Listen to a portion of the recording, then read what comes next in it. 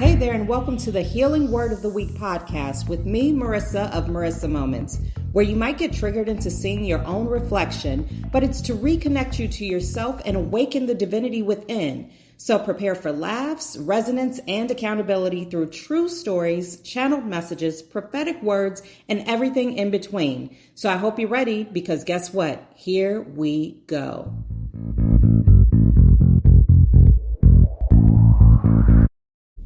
Okay, y'all, so I'm actually driving right now. Don't worry, I'm being very safe, but you're going to hear some noises. But anyway, let's get down to the nitty gritty. The word for this week is flaws, or if you choose, mistakes, right? Flaws or mistakes, whichever resonates with you, let's go with it.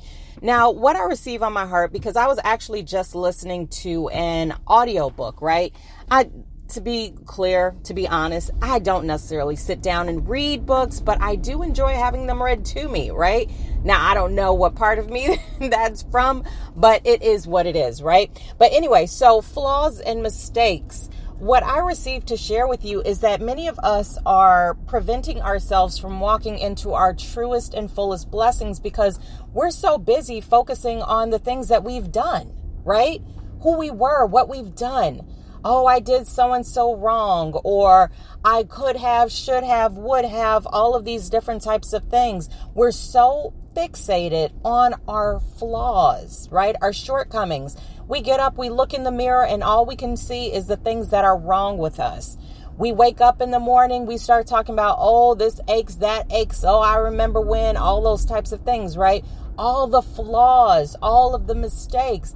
We look at our kids and think about all the ways that we might be feeling we let them down, right? Oh, I should be doing this. I should be doing that. Or I yelled at them and now I feel guilty about it. And so now instead of apologizing and moving forward with the lesson and changing my ways, I'm going to hang on to it and carry it like it's a scarlet letter of guilt, right? Wrong. What I'm receiving to share with you is that it's time to put down those perceived flaws and mistakes. Stop wearing them like a badge of honor that prevents us from, it's almost like, what I see is almost like being a weight, right? A weight, W-E-I-G-H-T, that keeps us tethered to a place where we no longer feel comfortable, that no longer resonates. Now I'm talking about discomfort through shame, not discomfort through growth, right? And those are two different things. And we have to use our discernment to understand which space we're actually in. However, what God and what Spirit, Gaia, ancestors, angels, and saints are saying right now is that we need to start highlighting our assets, right? Start focusing on the beauty that resides within us, because we have to understand that we were fearfully and woefully made in the image of God Himself, right? Let's just take a moment to think about that. Like, you were made in the image of God. I was made in the image of God.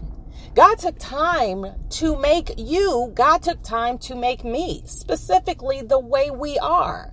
Now, are we sitting within perfection? No, none of us are. We all have room for improvement. We all have room for growth. However, if we're so fixated and focused on what we perceive to be flaws and or mistakes, then we will never allow ourselves to learn and grow and expand in the way that God has set forth for us, right?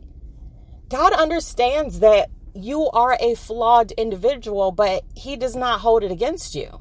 The only person that's holding it against you is yourself.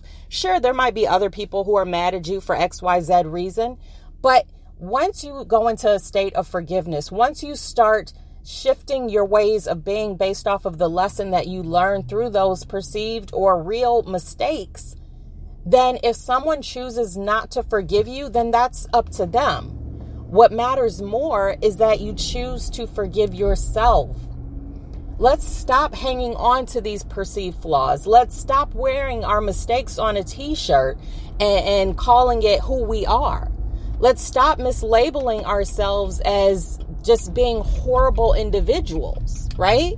You are not a terrible person. Maybe you've done some terrible things, but that doesn't make you a terrible person. That doesn't mean that it has to define you. The only things that define you are the things that you choose to allow to define you. Are you picking up what I'm putting down? Because there is no such thing as a mistake or a flaw so bad that you cannot come back from it. The biggest mistake we can make is choosing to stay within the confines of our mistakes. The biggest character flaw we can have is choosing to lean into our character flaws, right? Or perceived, real, or imagined.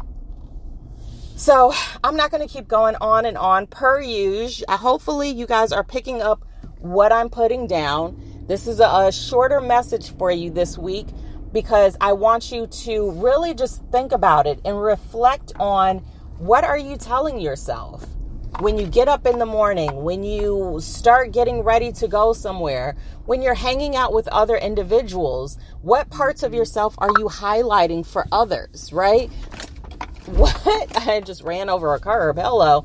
But what parts of yourself are you bringing to the forefront?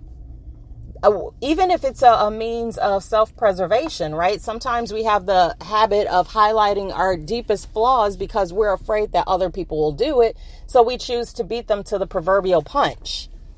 However, what God is saying is don't do that. If people that are around you, if all they do is highlight your perceived flaws, then maybe you need to reevaluate the people that you're around. But that's for you to decide and discern, right? I'm not here to tell you who to hang out with, who not to hang out with, and all the things. I'm just here to pass on the messages that are put on my heart to share with you. So that way we can all grow. We can all work on our wounds. We can all identify the spaces that have space for healing. But that's it for now. Thank you so much for listening. I love sharing these messages with you. They're put on my heart and they're for my healing. But I know in my everything, every fiber of my existence, that it's also for you as well. So when this resonates with you, that means, in fact, validation, confirmation that it is, in fact, for you. Now, how it resonates may be different. Everyone receives the same message in different ways. So remember to take it how it resonates and apply it accordingly based off of your discernment, right? Because what it means today may be something different than what it's going to mean for you tomorrow or next week. So be sure to always revisit these lessons. Be sure to always revisit these messages because your healing it's an organic thing that will always change, always shift, always grow.